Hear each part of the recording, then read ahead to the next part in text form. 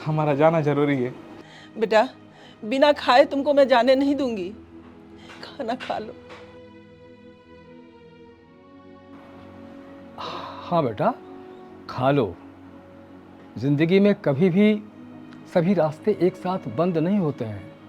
एक रास्ता बंद होता है तो दूसरा सामने में दिखाई देता है।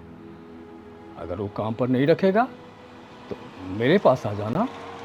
हाँ, क्यों मधु? हाँ हाँ, हाँ हाँ, हम भी अकेले ही रहते हैं। इस बुजुर्ग को तुम्हारा एक सहारा मिल जाएगा और तुम्हें भी माता पिता जैसा एक ठिकाना।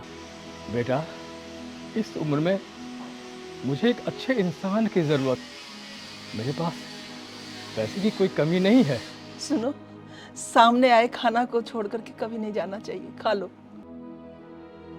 ओह, अब क्या हुआ?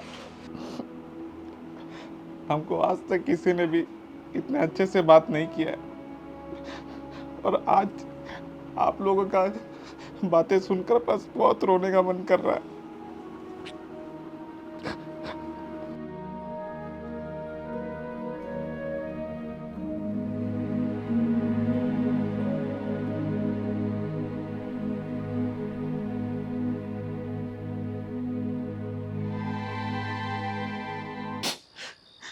मुझे नहीं खाना।